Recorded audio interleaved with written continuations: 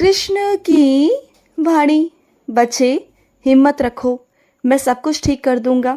मैं कौन हूँ? तुम्हारा लल्ला हूँ ना, तुम्हारा कृष्ण हूँ ना। तो फिर मैं सब कुछ ठीक कर दूंगा। मुझे पता है तुम्हारी ज़िंदगी में इस वक्त क्या चल रहा है ना। मैं सब कुछ जानता हूँ, सब कुछ। मुझे कहने की ज़रूरत नहीं है तुम्हें।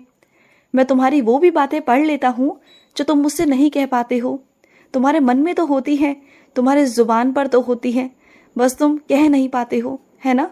मुझे मालूम है बहुत सारी बातें ऐसी हैं जहाँ तुम चुप हो जाते हो, छुपा देते हो। लेकिन तुम चिंता मत करना, मैं सब कुछ ठीक कर दूंगा। बस तुम हिम्मत रखो। तुम मेरे बच्चे हो, तुम बहादुर हो, तुम बहुत बहादुर हो मेरे बच्चे। बस थोड़ी सी हिम्मत रख लो ना। इतना वक्त तुमने बिताया, इतना संघर्ष तुमने किया, बस थोड़ा सा और मेरे बच्चे। बस थोड़ी सी चीज़ें और हैं, बस 1 महीना और मेरे बच्चे। इस 1 महीने के बाद तुम ऐसे रफ्तार में आओगे, ऐसी चीज़ें संभल जाएंगी ना कि तुम खुद कहोगे कि ये कैसे और क्या हो गया। अभी जानता हूँ कि तुम्हें डर लग रहा है, तुम परेशान हो, तुम्हें कुछ भी समझ में नहीं आ रहा, तुम्हें कोई भी रास्ता नज़र नहीं आ रहा, सब कुछ धुंधला धुंधला सा है। आगे कदम बढ़ाने से पहले तुम 100 बार सोच रहे हो, डर रहे हो। लेकिन तुम भूल गए हो मेरे बच्चे, इस दुनिया को रचने वाला मैं हूँ ब्रह्मांड नायक मेरे बच्चे। मैं जब चाहूँ ना तब किसी की भी ज़िंदगी में खुशियाँ डाल सकता हूँ, भर सकता हूँ। तो फिर तुम मेरे सहारे रहो ना मेरे बच्चे। मैं हमेशा कहता हूँ ना कि मैं हारे का सहारा हूँ, ऐसे ही थोड़ी ना कहता हूँ मैं तुमसे। हाँ, मैं हारे का सहारा हूँ मेरे बच्चे। तुम दुनिया पर भरोसा कर रहे हो, इस वक्त भी मुझ पर भरोसा करो ना। तुम जिस इंसान पर निर्भर थे ना, अब वो इंसान तुम्हारे साथ नहीं है, तो तुम डर रहे हो, घबरा रहे हो कि आगे तुम्हारे भविष्य का क्या होगा। लेकिन एक बात कहूँ तुमसे, तुम जिस इंसान पर निर्भर थे ना, वो इंसान भी मुझ पर ही निर्भर था। तो तुम सीधा मेरे पास आओ ना। क्यों डरते हो, क्यों घबराते हो? जब मैं तुम्हारे लिए रास्ते बनाने पर आऊँगा ना, तो ऐसे ऐसे रास्ते बना दूंगा कि जहाँ से किसी ने सोचा भी नहीं होगा। और तुम जिस इंसान पर निर्भर होके अपने भविष्य को देख रहे थे ना, उससे भी सुंदर भविष्य, सुनहरा भविष्य मैं लिखूंगा तेरी ज़िंदगी में। तू बस देखता जा मेरे बच्चे। और अपने कुछ बच्चों से कहना चाहता हूँ कि तुमने जो बहुत सालों से बहुत दिनों से अपने अंदर अपने शौक़ों को मार रखा था ना, अपनी चीज़ों को मार रखा था, अपनी ज़िंदगी में तुमने खुशियाँ देखी ही नहीं, अपनी ज़िंदगी में तुमने हमेशा गम देखे। लेकिन अब तुम्हारी ज़िंदगी में खुशियाँ आएंगी, तुम्हारे वो सारे शौक़ पूरे होंगे, तुम्हारी वो सारी चीज़ें पूरी होंगी जो तुम्हारी थी, जो तुम्हारे हक की थी मेरे बच्चे। अब तुम्हारे हक की चीज़ें तुम्हारे पक्ष में आएंगी। सब कुछ तुम्हें मिलेगा मेरे बच्चे, सब कुछ मिलेगा। तुम देखते जाओ बस। अब तुम मेरी शरण में आ चुके हो। जो अपने कृष्ण के शरण में एक बार आ जाता है ना, उसके बाद फिर उसे किसी की ज़रूरत नहीं पड़ती मेरे बच्चे।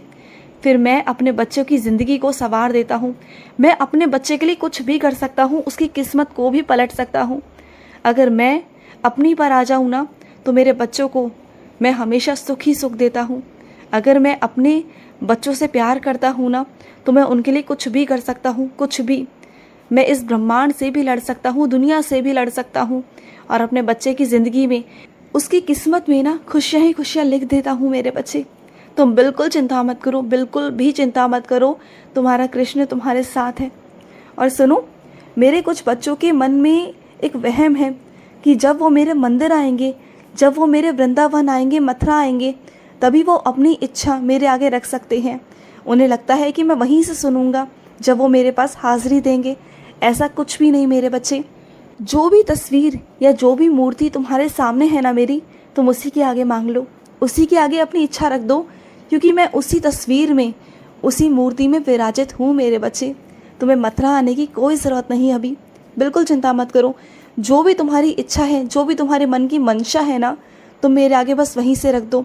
तुम सोचते हो ना कि तुम मेरे आगे एक पर्ची रखना चाहते हो, तुम मेरे मंदिर में पर्ची रखना चाहते हो ना, तो एक काम करो, तुम उसी पर्ची को वहाँ लिख कर ना, तुम मेरी तस्वीर के नीचे या फिर तुम मेरी मूर्ति के नीचे रख दो। तुम सोचना कि तुम्हारी हाजिरी मथुरा वृंदावन में लग चुकी है, और जब वो चीज़ पूरी हो जाएगी ना, जब वो इच्छा पूरी हो जाएगी, तो मैं तुम्हें बुलाऊंगा, पूरी खुशी के साथ बुलाऊंगा, और आना वहाँ पर। तुम एक काम करना, और जब आओगे ना, तो मेरे लिए मीठा कुछ लेकर आना। और मैं नहीं चाहता कि तुम प्रसाद मंदिर से खरीदो या बाहर से कहीं से खरीदो। मैं चाहता हूँ कि जब तुम्हारी इच्छा पूरी हो ना, तो तुम प्रसाद को अपने हाथों से बनाओगे, उस मीठे चूरमे को तुम अपने हाथों से बनाओगे, जो तुम हमेशा से बनाते हो ना, अपने हाथों से बनाओगे और मेरे लिए प्रसाद स्वरूप लेकर आओगे। समझ गए ना? क्योंकि तुम ना मेरे बच्चे हो और मेरे बच्चों का प्यार अलग होता है। अगर तुम बाजार से खरीद कर चढ़ा दोगे तो वो भी मुझे स्वीकार है, लेकिन फिर भी अगर तुम अपने हाथों से बनाकर खिलाओगे ना तो मुझे बहुत खुशी मिलेगी।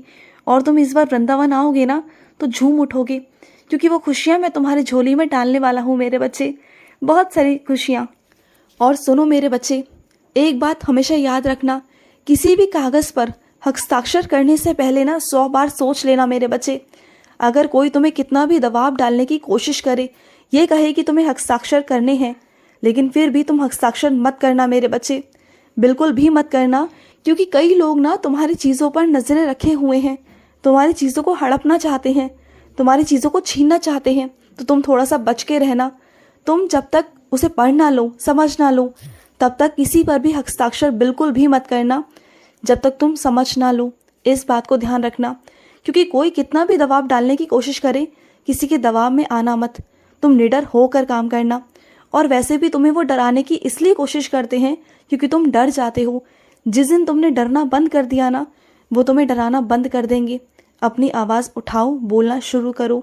अगर अब नहीं बोलोगे तो ज़िंदगी में कभी भी नहीं बोल पाओगे। और सुनो, तुम्हारे घर में जो नशा करते हैं ना मेरे बच्चे, जिनको नशे की आदत है, उनके लिए मेरे बच्चे तुम एक काम कर सकते हो।